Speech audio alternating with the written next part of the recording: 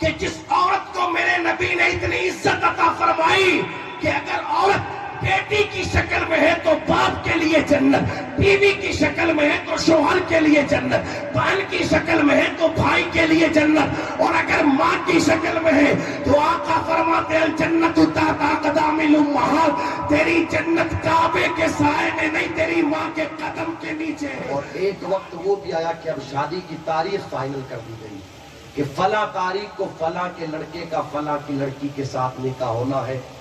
اب 2 4 5 دن بچے ہیں، تیاریاں ہو رہی ہیں۔ ان تیاریوں کے اندر ایک تیاری یہ بھی ہوتی ہے کہ ڈی جے لے کر کے آ گئے لوگ، لا کر کے لگا دیا گیا اور گانے بج رہے ہیں، پوری رات خود بھی ناچ رہے ہیں، اپنے گھر کی عورتوں کو بھی نچوا رہے ہیں، معاذ اللہ سے بعد معاذ اللہ۔ یہ ساری کیفیتیں دیکھی ہوگی نا۔ مجھے یہاں کے حالات پتہ نہیں، میں تو پورے راجستھان کو نگاہوں کے سامنے رکھ کر کے بات کروں تو کنڈیشن کیا ہے۔ 8 دن تک، 10 دن تک، 15 دن تک جن گھروں کے اندر شادیاں ہوتی ہیں ڈی جے بجتے رہتے ہیں اور اسٹیجوں پر گھر کی عورتیں ڈانس کرتی ہیں، نوجوان لڑکے ڈانس کرتے۔ ایمانداری سے آپ مجھے بتائیں کہ اللہ نے عورت کو اس لیے پیدا کیا ہے کہ وہ اسٹیج پر ناچے؟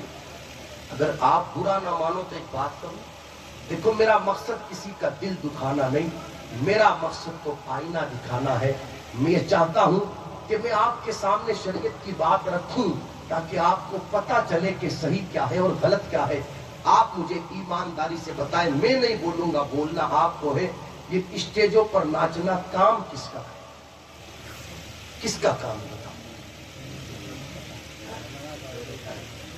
شیطان تو دکھتا نہیں، جو دکھتا ہے اس کا نام لو۔ بازار میں بیٹھ کر اپنے جسم کو بیچنے والی عورت کا کام ہے اسٹیجوں پر ناچنا۔ یار جو کام ایک بازارو عورت کرتی ہے وہ کام شادی کے موقع پر حضور علیہ الصلوۃ والسلام کی سنت کو ادا کرنے سے پہلے ہم نے ہمارے گھر کے اندر کروایا۔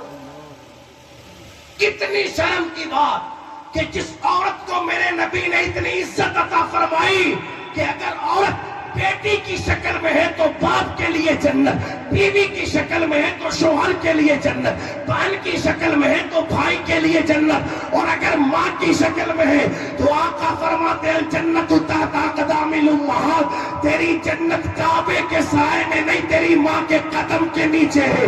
یار جس عورت کو مصطفیٰ نے اتنی عزت عطا فرمائی، تو نے اس عورت کو اپنے گھر پر شادی کے موقع پر ناچنے کے لیے اسٹیج پر لا کر کے کھڑا کر دیا۔ اس سے بڑی بے غیرتی کی بات اور کیا ہوگی؟ کئی محفلوں میں نے کہا اس وقت اس باپ کی غیرت کس بازار میں بک جاتی ہے جب اس کے سامنے اس کی بیٹی اسٹیج پر ناچتی ہے؟ بھائی کی عزت کس بازار میں بک جاتی ہے جب اس کے سامنے اس کی بہن ناچتی ہے؟ شوہر کی غیرت کہاں مر جاتی ہے جب اس کے سامنے اس کی بیوی اسٹیج پر ناچتی ہے؟ ہماری بہن بیٹیوں کا کام ہے کیا معاذ اللہ اسٹیجوں پر ناچنا؟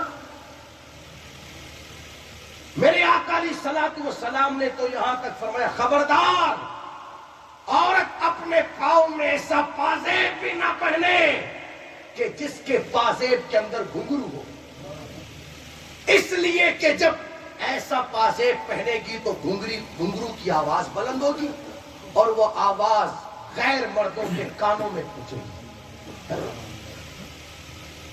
بلکہ میرے آقا علیہ الصلوۃ والسلام نے تو حدیث مبارکہ میں ارشاد فرمایا کسی قوم میں اگر کسی قوم کی اگر عورت کے پازیب کی آواز غیر مردوں کے کانوں میں آتی ہے تو اللہ اس قوم کی دعا قبول نہیں فرماتا، یا اگر عورت کے پازیب کی آواز مردوں کے کانوں تک پہنچے تو دعا قبول نہیں ہوتی۔ تو جس قوم کی بیٹیاں شادیوں پر اسٹیجوں پر ناچے گی اس قوم کی دعائیں بھلا کیسے قبول ہو سکتی؟ آپ مجھے بتائیں اتنے لوگ یہاں بیٹھے ہیں، کیا عورت اذان دے سکتی ہے؟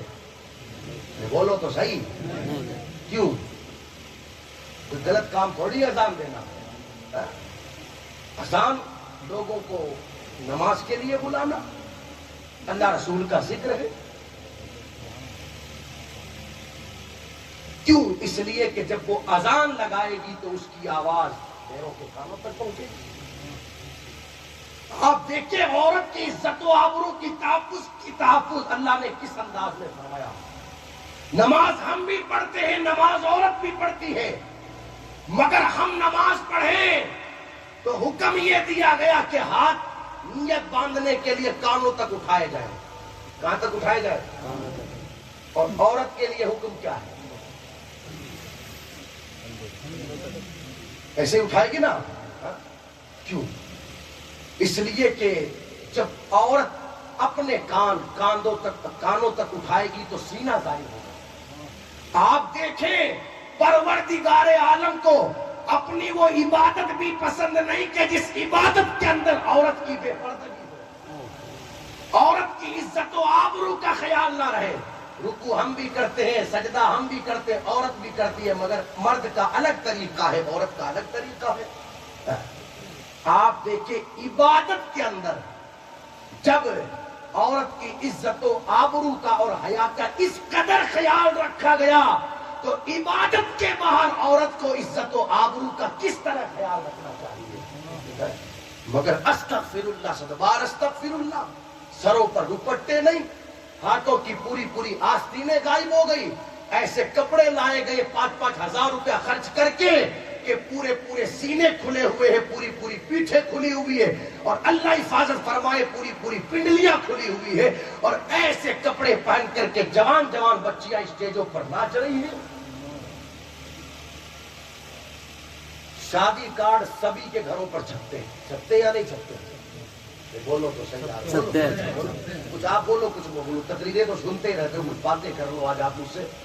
سب کے گھروں پر چھپتے شادی کارڈ۔ ایک لفظ شادی کارڈ پر لکھوایا جاتا ہے شادی مبارک۔ کیا لکھوایا جاتا ہے؟ شادی مبارک۔ میں لکھواتے ہو یا نہیں لکھواتے؟ کیا مطلب ہوا اس کا؟ دیکھو مبارک کا معنی ہوتا ہے برکت والا، مبارک کا معنی، شادی مبارک کا مطلب برکت والی شادی، شادی مبارک کا مطلب۔ مجھے بتائیں کارڈ پر تو ہم نے لکھوا دیا برکت والی شادی، لیکن کیا آپ اس شادی کو برکت والی کہو گے کہ جس شادی میں 10 دنوں تک ڈی جے بجے ہوں؟ کیا اس شادی کو برکت والی کہہ سکتے ہیں کہ جس شادی میں عورتوں کے سروں سے روپٹے اتر گئے ہوں؟ کیا اس شادی کو برکت والی کہو گے کہ جس شادی کے اندر معاذ اللہ ڈھول ڈھمکے بجے ہوں؟ کیا اس شادی کو برکت والی کہو گے کہ جس شادی کے اندر اللہ رسول کو ناراض کیا گیا ہو، گانوں کی آوازیں بلند ہوئی ہو؟ اس شادی کو برکت والی شادی نہیں کہیں گے۔ اسے کون سی شادی کہیں گے؟ سنیں حضور علیہ السلام کا فرمان۔ میرے آقا علیہ الصلوۃ والسلام ارشاد فرماتے ہیں جہاں سے گانے باجے کی آواز بلند ہوتی ہے وہاں پر اللہ کی لعنت برستی ہے۔ اس شادی کو برکت والی شادی نہیں کہیں گے، اسے تو لعنت والی شادی کہیں گے۔ برکت والی شادی تو یہ ہے کہ یہاں پر ناچنے کے لیے کنجریاں نہیں بلوائی گئی، مصطفیٰ کا ذکر کرنے کے لیے مصطفیٰ کے غلاموں کو بلایا گیا۔ اور روایتوں میں آتا ہے جہاں اللہ رسول کا ذکر ہوتا ہے وہاں پر خدا کی رحمتیں برسا کرتی ہیں۔ برکت والی شادی تو اسے کہا جاتا ہے۔